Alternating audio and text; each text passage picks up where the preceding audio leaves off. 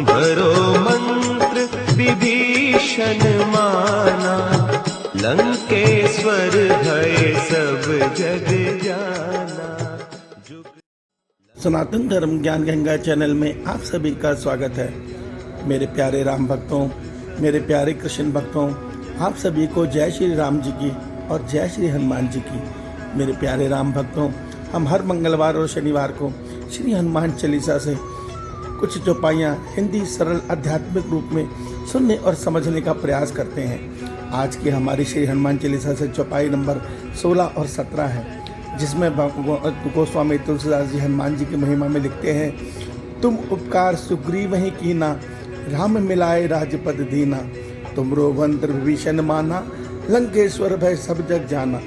मेरे प्यारे राम भक्तों, मेरे प्यारे कृष्ण भक्तों, इन चौपाइयों के माध्यम से गोस्वामी तुलसीदास जी श्री राम जी की महिमा बताते हैं और कहते हैं कि हे हनुमान जी, आप सदैव श्री राम जी की भक्ति में रत रहते हैं। और जब आपको राम जी से प्रथम मिलन हुआ तो आपने राम जी को सुग्रीव जी से मिलाया और सुग्रीव जी को ये समझा दिया अंदर ही अंदर कि ये कोई साधारण मनुष्य नहीं, ये तो परब्रह्म परमात्मा है।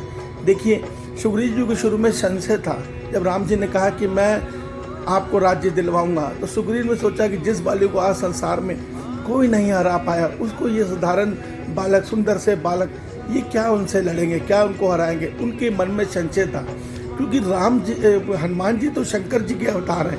वो तो जानते हैं कि श्री राम परब्रह्म परमात्मा है और इनके लिए संसार में कुछ भी संभव नहीं है। मगर ये बात गोस्वामी तुलसीदास जी नहीं जानते। तो हनुमान जी ने सुग्रीव जी को श्री राम जी की महिमा के विषय में समझाया कि आप इनकी शरणागत हो जाओ, ये सब कुछ ठीक कर देंगे।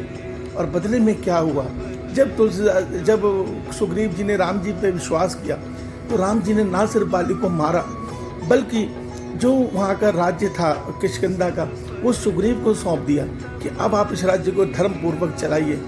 परमात्मा हर मनुष्य उस मनुष्य के साथ है जो धर्म का मार्ग का पालन करता है। आप एक सत्य समझ लीजिए, आप धर्म पर चल रहे हैं तो ईश्वर सदैव आपके साथ है। और यही युक्ति हनुमान जी ने सुग्रीव जी, विभीषण जी को भी बताई और इसमें लिखा है, तुमरो मंत्र विभीषण माना, लंकेश्वर भय सब जग जाना। आप एक सत्य को समझिए, एक समय ऐसा था जब विभीषण जी को रावण ने लात मार के निष्कासित कर दिया था। तब विभीषण जी ये नहीं जानते थे कि अब मेरा क्या होगा। उनके मन में अंधकार छा गया था। आप एक सत्य सोचिए, रावण ने विभीषण जी को बोला था कि तुम इस राज्य में नहीं रहोगे, यहाँ से निकल जाओ। वो राक्षस कुल के थे, उनको कौन अपनाता। और जब सारे विश्व में ये डंका था कि राम जी की भार्या को उनके भाई ने अपहरण कर लिया है, तो ऐसे में विभीषण जी को कौन मानता। मगर हनुमान जी ने उनसे कहा था, आप सदैव राम जी के भरोसे रहिए, राम जी सबके हैं, वो सबकी सुनते हैं। और एक सत्य को समझिए, आज हमारे साथ कोई गलत करे, उसका भाई हमारे पास आए तो हम उससे नफरत के भाव से देखेंगे। मगर आप राम जी की उदारता देखिए, उस परब्रह्म परमात्मा की उनकी, कि जब विभीषण जी उनके श्री चरणों में आए तो उन्होंने कहा, नहीं, तुम मेरे श्री चरणों में नहीं, तुम तो मेरे मित्र हो। और उनको मित्र कह के गले लगाया और उसी समय उनके मन के भावों को जान लिया कि वो किस भाव से आए हैं। वो शरणागत भाव से आए थे राम जी के श्री चरणों में। भगवान ने उसी समय उनको निर्भय किया और उनको ये आश्वासन दे दिया, हे लंकेश्वर। विभीषण जी हैरान रह गए। कहाँ तो वो ये सोच रहे थे कि अब मैं अपने राज्य से निष्कासित हो गया हूँ, मुझे कौन आश्रय देगा, मैं कहाँ जाऊँगा। अगर मैं गलती से भी कहीं रावण को दिख गया तो वो मुझे जान से मार देगा। कहाँ उनके मन में ये भय था। और कहाँ वो भगवान के पास जब आए तो भगवान ने ना सिर्फ उनके सिर पे हाथ रखा और उनको यहाँ ये कहा कि तुम मेरे सेवक नहीं, तुम तो मेरे मित्र हो। ये कहकर उन्होंने उनको अपने गले लगाया और उसी समय उनको निर्भय करते हुए उनके मन में भगवान की कृपा से उसी समय निर्भरता आ गई और आनंद आ गया और भगवान ने उनको लंकेश्वर कह के संबोधित किया। आप भगवान की महानता देखिए, जो भगवान के श्री चरणों में उनके आश्रित होकर उनसे बिना कुछ मांगने की चाहत में उनके श्री चरणों में जाते हैं और केवल ये चाहते हैं, प्रभु हम आपसे आपका प्रेम मांगने आए हैं, हम संसार का न्याय मांगने नहीं आए।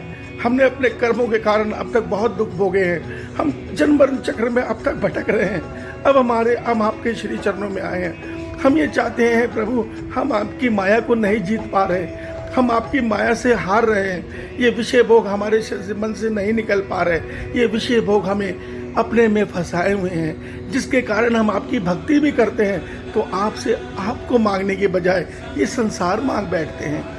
तो ये चीज़ मांग के जब हम भगवान की शरण में जाएंगे तो हमें प्रभु की निर्भयता मिलेगी, हमें प्रभु प्रसन्न होंगे, अपना हाथ हमारे सिर पे रखेंगे, अपनी कृपा से हमारे काम क्रोध लोभ मोह को हरेंगे और हमारे मन में ऐसा ज्ञान पैदा करेंगे, ऐसी बुद्धि हमारे को देंगे कि हमारा मन सदैव भगवान के प्रेम में तड़पेगा, सदैव भगवान को याद करेगा और भगवान से कुछ नहीं मांगेगा, केवल भगवान के अतिरिक्त। मगर अगर हम इस अवस्था में नहीं है, क्योंकि यह अवस्था बहुत जन्मों की साधना के बाद मिलती है, हम अगर इस अवस्था तक नहीं है तो हनुमान जी वो दूत हैं, हनुमान जी वो शक्ति हैं जो हमें सीधा इसी जन्म में राम जी की इस भक्ति की अवस्था तक पहुंचा सकते हैं। मगर इसके लिए एप्लीकेशन तो देनी ही होगी, अर्थात हनुमान जी से या राम जी से विनती तो करनी ही होगी कि हे हनुमान जी, मैं शरीर के संकट दूर कराने नहीं आया आपके श्री चरणों में, मैं जन्म जन्मांतर से भटक रहा हूँ, मैं आत्मा हूँ, मेरे आत्मा का जीवात्मा का संकट दूर करो और मेरे इस जन्म मरण को चक्र को तोड़ने के लिए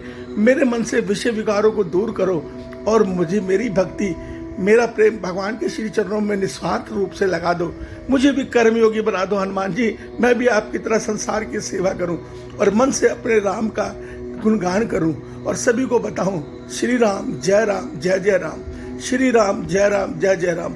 ये जपो, कल्याण निश्चित होगा, कोई हमारे भगवत प्राप्ति को नहीं रोक पाएगा। इस सत्य को समझिए। ईश्वर आप सबका कल्याण करे, आपका दिन शुभ हो। जय श्री राम जी की, जय हनुमान जी की। ओम नमो भगवते वासुदेवाय नमः।